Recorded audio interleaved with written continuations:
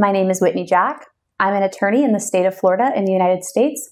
I also have a license in the state of Iowa, which I have put voluntarily on inactive status. I've recently sat the QLTS assessments and passed them on my first attempt.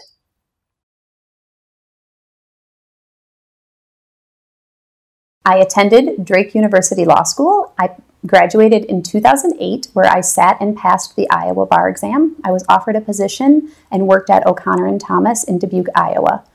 During that time, I was exposed to various areas of the law, from business law to family law to real estate to education law, and was fortunate to receive some excellent mentoring. In 2011, I relocated to the state of Florida, where I sat and passed the Florida bar exam. During my time in Florida, I worked at several different firms, mainly focusing on work for financial institution clients. In 2013, my husband and I relocated to England, which is why I sat the QLTS assessment.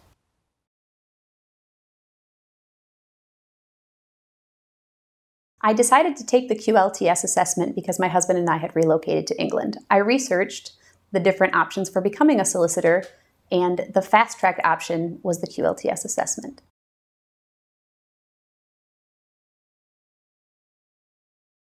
I decided to take a preparation course for the QLTS for two reasons. One, because the QLTS assessments are extremely expensive and I did not want to have to take them more than once. And two, because I didn't have any exposure at all to English law, so I knew I would need help with the subject matter. I researched a number of different options for programs and found that the QLTS school had what I was looking for, in that there was tutoring, there was a lot of online questions, there was subject matter, textbooks which would cover what I needed to know. It just seemed to be the most comprehensive program that was available. I had a great experience studying with the QLTS school.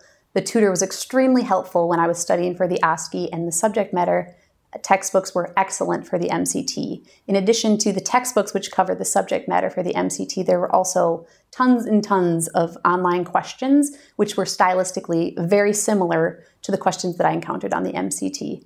I could not have been more happy with what I received from the QLTS school.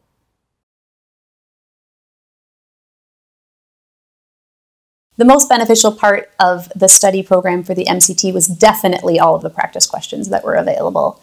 It was immeasurably helpful to be able to do as many practice questions as I wanted, both to calm my nerves and also to get used to the style of questions, because stylistically they're a bit different than what I was used to on the bar exams in the United States. For the OSCE, the most useful part was definitely the tutor and the mock exams. My tutor was extremely helpful. Often I emailed her in the middle of the night with questions, and she would get back to me the next day and was very helpful and never acted like I was burdening her.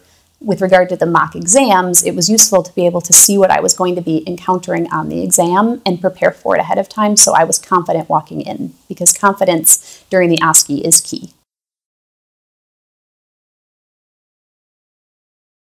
I was fortunate to have a lot of time available to study for both the MCT and the OSCE, as we had relocated and I wasn't currently working, so I was able to treat it like any other job. I would say I probably did about 30 to 40 hours a week of prep, but I only did 8 weeks before the MCT and 6 weeks before the OSCE.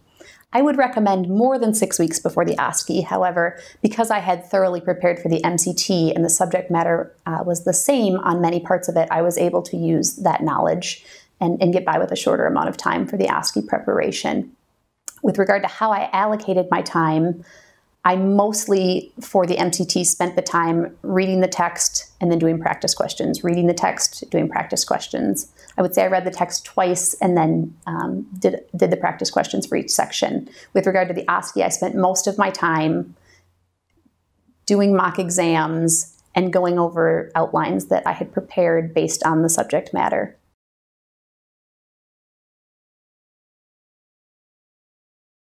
To be honest, I was nervous going into the QLTS assessments because I'm always nervous going into exams, but I did feel very well prepared. I knew that I had put in the work. I knew that the QLTS school had prepared me. So when I walked in and sat down and actually started the exam, I was able to calm myself quickly and get to work. I didn't need to worry about not recognizing the style of the questions or not being familiar with the subject matter. So I would say I was extremely well prepared going into the exams. With regard to the OSCE, I would say that the confidence that I had from doing the practice exams and the mock exams with my tutor allowed me to feel confident going in, which I think is half the battle with the OSCE because it's a skills assessment. So if you feel confident, you portray that to the person who's grading you, who often isn't even actually grading whether or not you're getting the subject matter correct, and just whether or not you seem like you're a good interviewer or you seem like your presentation is put together. So I would say that I was extremely well prepared.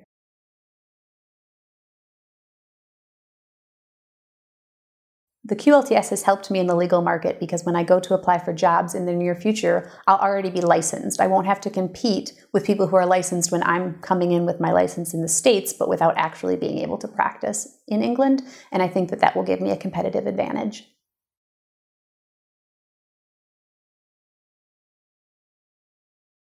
I absolutely feel like a preparation course is necessary. I cannot imagine going into those exams without one, both for content and also for confidence. With regard to the subject matter, I wasn't familiar at all with the law in England before moving here and starting studying with the QLTS school, so I would have gotten the questions wrong or been guessing at best. With regard to the confidence, it also allowed me to walk in and know that I had the ability to pass the questions because I had done so many practice questions.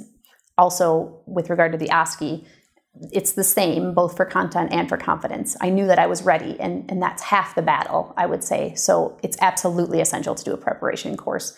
It would be foolish to go in, spend that kind of money, and not be prepared.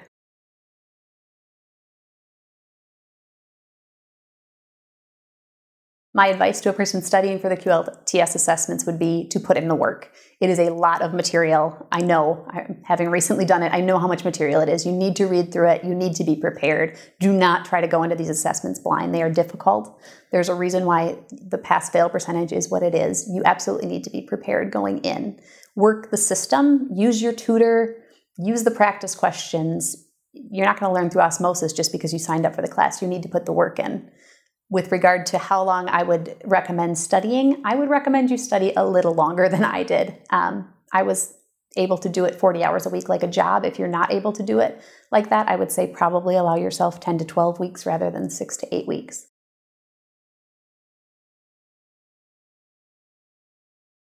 I would recommend the QLTS to anyone looking to practice in England who's licensed in another jurisdiction, who is moving to England or anticipates that part of their business in the future will be on English law. It's just a much easier and faster approach than going the traditional route.